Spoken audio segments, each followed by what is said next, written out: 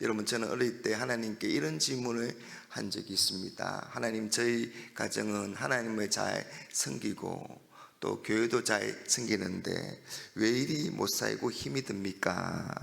그런데 하나님을 믿지 않고 하나님을 믿는 우리를 조롱하고 욕하는 저 사람들은 왜 잘 되고 형통합니까? 과연 하나님이 살아계신 것이 맞습니까? 여러분, 우리가 세상에 살아가면서 가지는 의문 가운데 하나는 하나님을 모르는 악인이 왜 형통한가 하는 것입니다. 하나님을 믿고 어렵고 정직하게 사는 사람이 복을 받는 것은 당연한 일입니다. 당연하게 생각하죠.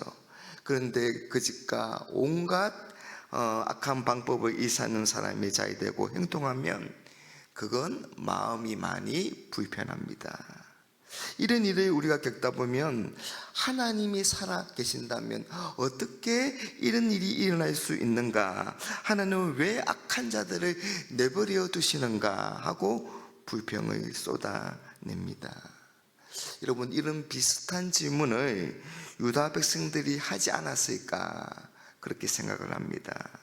여러분, 바벨론은 유다를 침략하여 예루살렘을 파괴하고 하나님의 성전을 무너뜨렸습니다. 그리고 많은 유다 백성들을 포로로 끌고 갔습니다. 이런 고통을 겪으면서 유다 백성들은 아니, 우리가 아무리 잘못했다 하더라도 하나님을 모르는 이 이방 나라가, 악인이라고 할 수 있는 이 바벨론이 하나님의 백성인 우리를 이렇게 무너뜨릴 수가 있습니까? 하나님의 백성인 우리가 이렇게 고통을 당하는데 왜 저 악한 바벨론을 그대로 두시는 것입니까? 오늘 본문은 우리의 이런 질문에 대한 하나님의 대답입니다. 여러분, 하나님은 이 세상 모든 것을 주관하시고 다스리시는 분이십니다. 하나님은 악인들의 형통을 잠시 허용하시기도 하시고 그런 그들을 하나님의 도구로 사용하시기도 하십니다. 하지만 하나님은 결코 그들을 그냥 그대로 내버려 두시지 않습니다. 반드시 심판하십니다. 다만 우리가 원하는 대로 당장 심판하지 않는 것은 하나님이 오래 참으시고 그들에게 기회를 주시기 때문입니다. 왜냐하면 하나님은 유다 백성들의 하나님뿐만 아니라 그들의 하나님도 되시기 때문입니다. 여러분, 하나님은 아무도 멸망하지 않고 모든 사람들이 구원을 받으며 진리를 아는 데 이르기를 원하십니다. 그래서 하나님은 바벨론에 대한 심판을 미리 말씀하고 계십니다. 여러분, 바벨론에 대한 심판, 그래서 이 바벨론이 멸망하는 것이 하나님의 목적이라면 여러분, 미리 말씀하실 필요가 없지 않겠습니까? 그냥 말씀 없이 그냥 심판으로 멸망시키면 되지 않겠습니까? 그런데 하나님은 미리 알려주십니다. 우리 13장 1절에 보니까 아모스의 아들 이사야가 바벨론에 대하여 받은 경고라. 하나님께서 말씀과 여러 사인으로 심판이 다가오고 있음을 수차례 경고하십니다. 여러분, 그래서 곧바로 레드 카드를 내밀면서 대장 그렇게 외치는 것이 아니라 여러 차례 옐로우 카드를 내밀면서 한 번만 더 반칙하면 그때는 대장임을 경고하며 기회를 주시고 계십니다. 어제 말씀에서 전쟁이 선포되고 하나님의 진노의 병기가 소집되고 그날에 겪게 될 그 공포가 어떠한지를 설명하시면서 심판을 경고하십니다. 그래도 바벨론은 끝까지 거부하고 돌이키지 않습니다.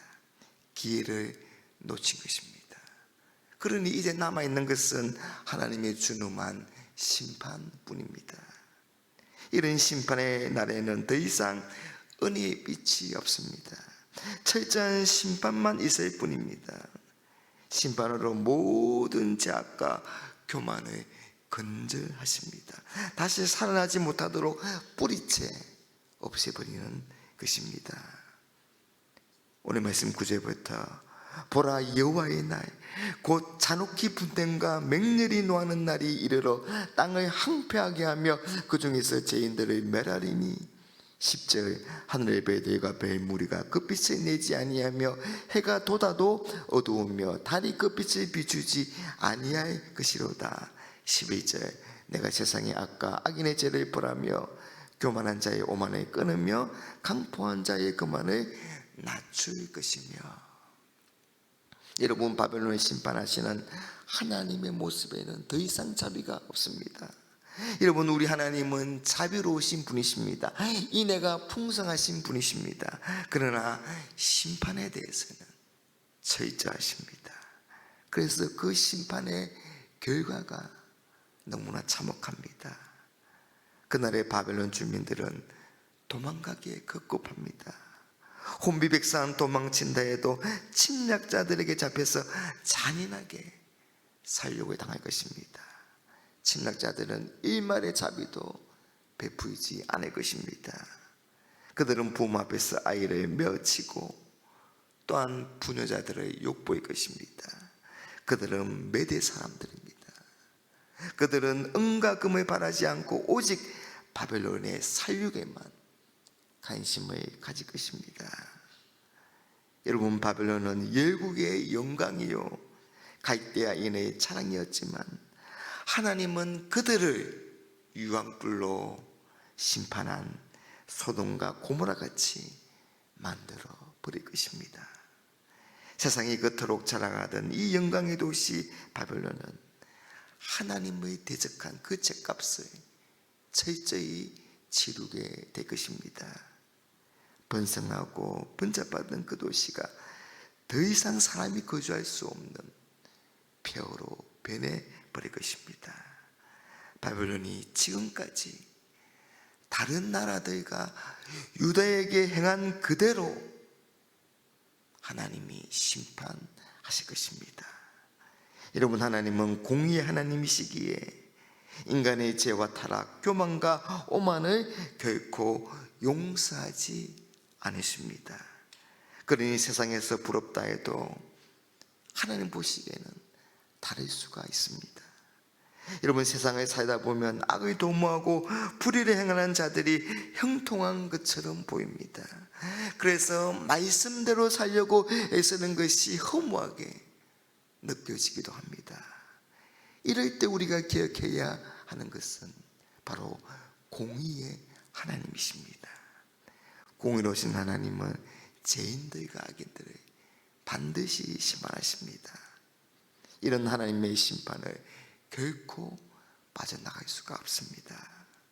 사랑하는 여러분, 오늘 바벨론에 대한 이 하나님의 심판의 예언을 한편으로는 경고의 메시지로 받아서 우리가 은혜 받은 자로서 겸손하고 온유하게 오직 하나님의 뜻을 쫓아 살아가는 저와 여러분 되시기를 바랍니다.